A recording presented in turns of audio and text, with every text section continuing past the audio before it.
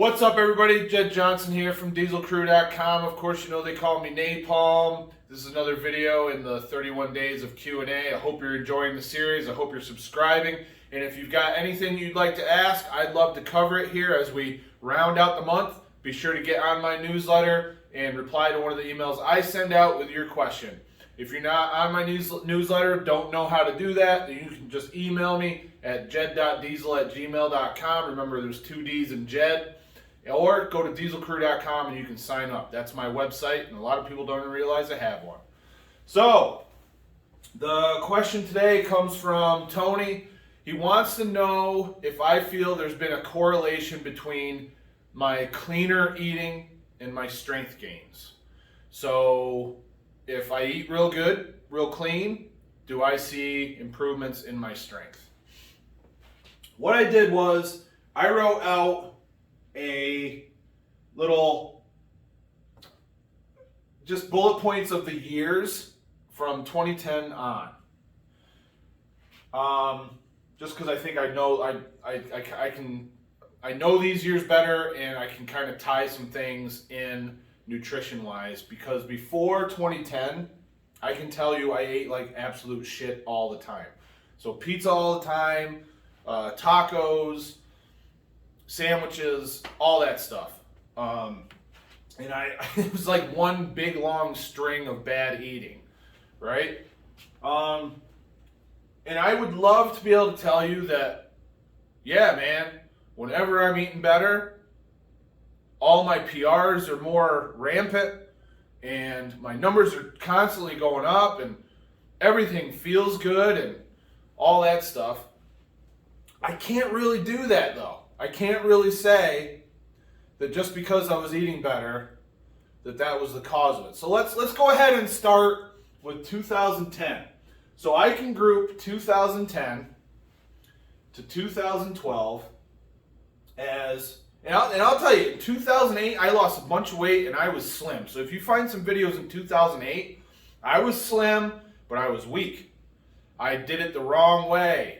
And I think I lost muscle, I got weak. So we go to 2010. This is when I quit my job and went full-time on Diesel Crew. And it's also in April was when we had the baby. So the baby, JC, never slept the whole entire 2 years. Like, she literally never closed her eyes. I think she's some kind of evil spawn. So there was no sleeping and a lot of shitty eating, and during this time I put a lot of weight on. In 2013, when we went to the Arnold, I knew that Arnold was coming up, so that's in March, and I was like, all right, I got to trim down a little bit. So when I have some pictures from that trip, and I have one of the worst guts I've ever had, and I had already trimmed down some weight. 2012 is also when I developed this really bad case of, like, it felt like tendonitis in my pecs. I thought I tore my pec. So early 2013, I ended up going to therapy for it. And I remember thinking that I had already lost a bunch of weight and I was pretty good. And I was still, I think, 279, 280, and I had weighed in 2012 at Nationals at 274. So I think there's a chance I could have been like 300 pounds at the beginning of 2012. Because remember, I trimmed down for the Arnold because I wanted to look better. And I thought I was looking decent, but no. I have this video where I'm juggling something. I taught myself to juggle. I went downstairs and got a big ass pump on, and I was going to film it and go no shirt and stuff like that. And that video never saw the light of day because I looked like absolute garbage. So I got sick of it in 2013. Okay? Baby, from this period on, baby, no sleep. 2013, I got sick of it. I went from, the lowest I got was 223. So I lost 50 pounds or so. Lots of running, much better eating. But at that point, that's when I started losing strength again. Before that, I was pretty strong. I was doing good weight, stuff like that. I was hurt all the time. 2010 to 2012, hurt all the time. Back, terrible. Terrible. It was just bad. 2013, I wasn't hurt as much. I was in a lot better shape, but I wasn't nearly as strong. This year was at Nationals, I think I finished second overall. 2013, I lose all the weight. 2014, I started competing at 231 for at least a couple contests. So there were several contests from the end of 2013 to 2014 where I was competing in the 231 weight class. That was the lightest weight class that I ever competed in. I would have to suck off a few, maybe 6 pounds per week, sometimes 10, but I would get to 231. I was probably walking around most time at 240, 242. In 2014 to 2015, I was eating clean. I was really maintaining like that best shape that I'd ever been in. If you look at videos on YouTube, I think I look pretty good. I'm not as built, but then my grip during that period was strong as hell. And I was pretty darn healthy. I think the eating and the sleep, better sleep, I think that was huge. Now my body strength was really, I guess it was up there, but it wasn't as great. I think during this time though, the reason my grip got so good wasn't because of the eating and sleeping. It was because I went away from a focus based on 2-hand pinch world records, because I set like 5 of them during this period. During this period, I still set 5 world records on the 2-hand pinch.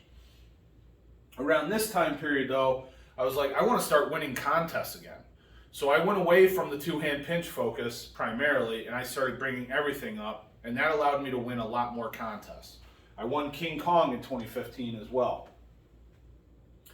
I would say during 2016 and 2017, I was still very good in grip as far as strength-wise, finished very, very well in many, many contests, whether I won them or came in second. I didn't have many third places or worse during that time period.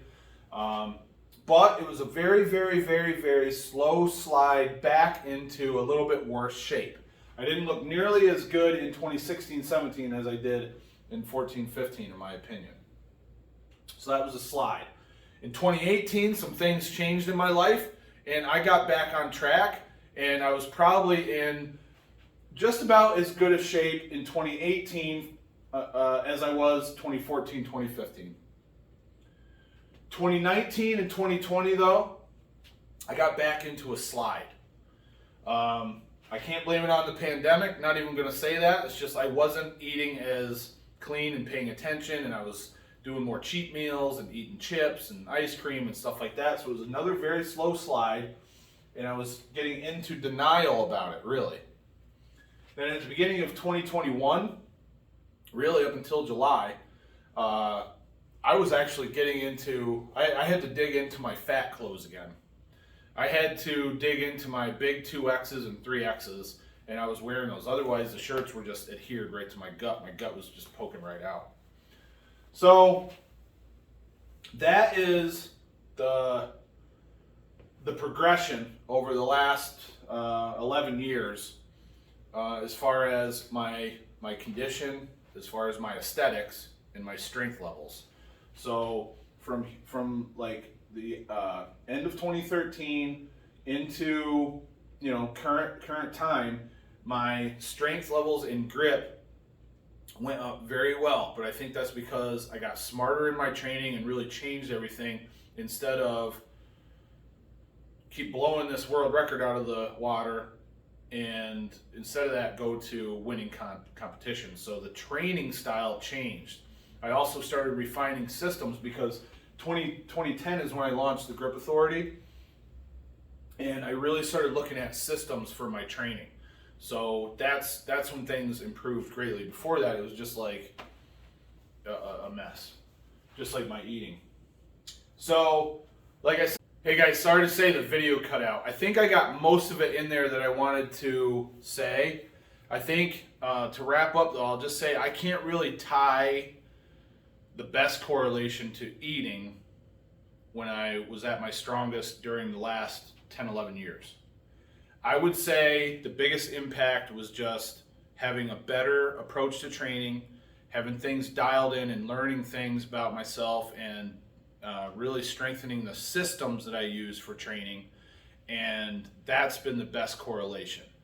I'm sure there were times when I was at my heaviest where I was stronger on body weight lifts and grip lifts that actually body weight will help you on. But the majority of grip lifts really have more to do with hand size and technique rather than your body weight. So as far as grip is concerned, I can't point to body weight as something, heavier body weights as something that's been more beneficial.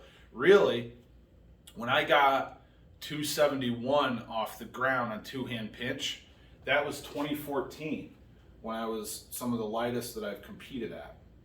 So I think it's important to eat well, obviously. I'm not going to tell you to go eat like an idiot in order to get strong. I'm not going to do that. That might work for powerlifting and strongman, but I'm certainly not going to recommend it for anybody doing grip.